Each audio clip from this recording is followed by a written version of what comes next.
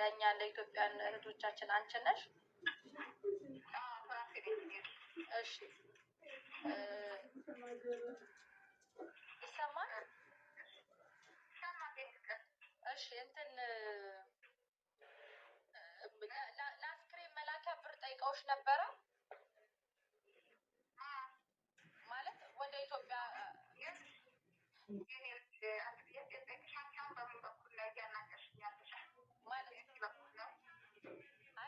መጀመሪያ ጉዳዩ የመጣው ገባሽ? ጉዳዩ እኔ ጋር ነበር የመጣው መጀመሪያ እንደዚህ ብላ ባለቤቷ ነበር ወደ እኔ የመጣው። እዚህ እንኳን ሰው ከድምፅ እንኳን መረዳት ትችላላችሁ። በቃ አረገሽ እዚህ ስደት ላይ ብቻ ያለ ነው ግን እናንተን አብሮ የሚያግዛችሁ ሰፖርት የሚያደርጋችሁ እዚሁ አብሮ ያለ። አሁን እዚህ ጋር በቀደም ብዙ ሰው አለቀሰ፣ ብዙ ሰው ውስጡ ተሰማው፣ በጣም ብዙ ነገር ማርያምን ይውላችሁ። በቃ አሁን ከዚህ እንደው እስኪ እሺ ፍቃደኛ ስለሆንሽ ወይ ሸትዬ ቴንኪው ፍቃደኛ ስለሆንሽ ያለ ፍቃድሽ አላለማሰማት ምን ታሪኬው ነበረ ወይን ሸት እናንተ ብር ለምሳሌ እች ልጅ መቼ ስደት ላይ ስራ ስትሰራ ህይወቷ ስትል ለአስክሬኗ የሚሆን ቢያንስ ገንዘብ ይኖራታል አይደለ? እጇ ላይ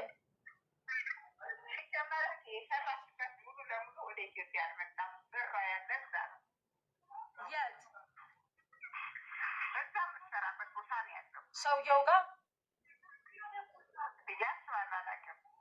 ማለት እዚህ ሀገር ባንክ አላት።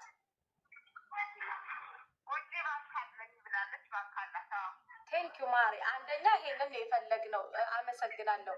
ሁለተኛ ነገር ደግሞ አስክሬኗ የሚመጣበት ምናልባት የገንዘብ ችግር ካለ አንቺ አቅም የለኝም አላልሻቸውም? እህቴም እዛ ትቀበል አላላችሁም እናንተ?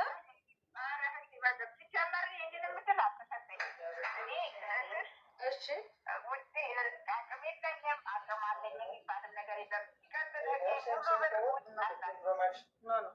እሺ ቀጥይ። እሺ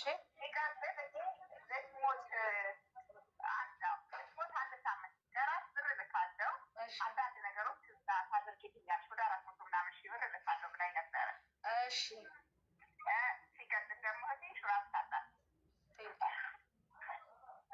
ምክንያቱም እህቴ ሹራብ ሳታጨርሳ ነው የሄደችው እና ሙሉ ማንነት ያላት ሰው ናት። ያሱን ደግሞ ሰው ካዮኒ የነበርኩ ማስከፍላት ሌላ ጨርሳ ወደ ውጭ ስትሄድ እኔ ነኝ እዛ ጋር አብሬያት ጨርሷት የነበርኩ ማለት ነው። እኔ ነኝ የምጨርስላት የነበረው። እሺ እኔ ነኝ አብሬያት ከዳሱ ሲቀጥል የናት ብር እንዳላት በሙሉ አምናት። እሺ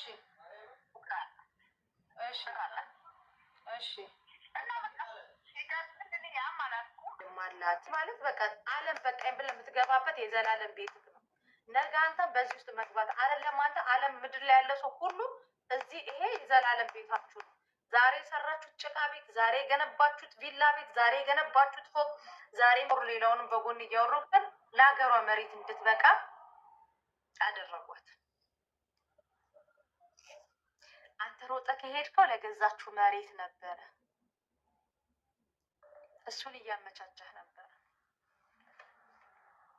ሮጠህ ከሄድከው አስክሬኗን ልትቀበል አይደለም፣ እዛ ኢትዮጵያ ለገዛችሁ ቡቱቱ ለቡቱቱ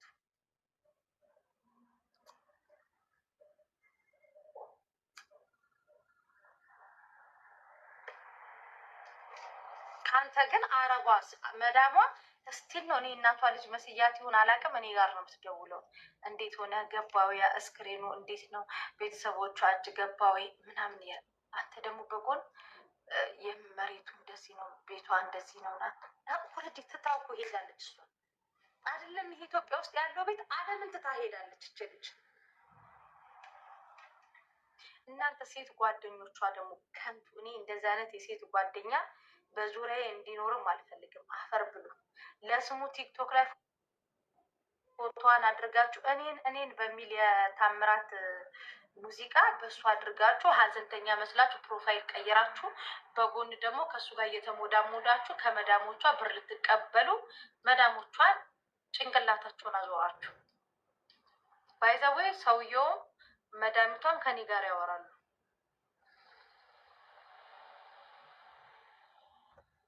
እኔ ሰው እንድጠላ እንድጸየፍ ሁላን ያደረጋችሁ በተለይ የአስጋል ጓደኞች ሴቷ አንተ ፍቅረኛም ሰው እንድጸየፍ ሁሉንም ጓደኛ ብዬ የምቀርባቸውን ሰዎች በጥርጣሬ አይን እንዳይ ኦኬ ነገ እኔስ ብሞት እኮ እችን ሱቅ ከበሯን ልውሰዳት እንትኗን ልውሰዳት ነው የሚሉት ቀድሞ እንደዚህ እንዳስብ አደረግኝ። አንተ ሰይጣን ማለት ነው። ሰው እንዴት አስክሬኗ ሳይገባ አንተ ትላንትና ከአንተ ጋር ተገናኝታ በእግሯ መታ በሳጥን ታሽጋ ይሄ የስንት ሰዓት መንገድ ለተጓዘች ሬሳ አንተ በዚህ ህይወት ላይ ትቆምራለህ? ታንቃ ሞታ ሆስፒታል እንትን ተብሎ ሆድ ዕቃዋ ወጥቷል ብለውናል። ይህም እናንተ አስከሬን ተቀብላችሁ ከነጭራሹ ደግሞ ቱርክ ላይ ተቀዳለች ወጣለች እያላችሁ ወሬውን አዛምታችሁ ከዛን ደግሞ መልሳችሁ አሁን እዚህ ጋር መጣችሁ የአስከሬን ብር እኛ እየጠየቅን ያለ ነው። ትክክለኛው ምን እንደሆነ ታውቂያለሽ? ይቺ ልጅ ከአረብ ሀገር ነው የሄደችው። አሁን ወደ ሌላ ነገር አትውሰጂ ጂጂ። እኛ አይመኒታ ድርጅት ልትከፍቱ አብራችሁት ካስገባችሁ 1 አመት ሆናችሁ። 1 አመት ሆኖታል። ሚሊዮኑ እሱ እዚህ ላይ ግሩፑ ላይ የመጣ 11 ሚሊዮን የሚለን ነው እንጂ ከዛ በላይም ነው። ብዙ ሰው አስገብተናል ይለናል፣ ግን ደግሞ አናይም። እሱ የራሱ ያስገባውን አናይም። እዚህ ላይ አሁን እኛ ብራችንን እንፈልጋለን ብለን የወጣ ነው። ተሰባስበን ማታ ደምረን ወደ 9 ሚሊዮን 800 ምናምን ደርሰናል።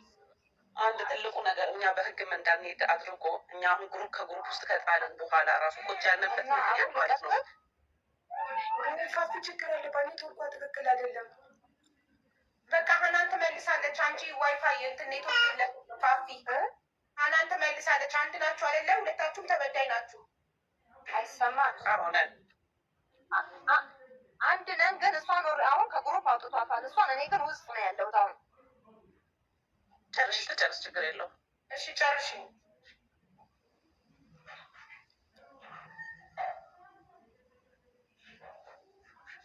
ፋፊ እድሉ ሰተንሻል እንድትናገሪ። መናገር የሚፈልጉ ነገር ካለ እሺ። እና አብሮኝ ይሄዳል ፍርድ ቤት።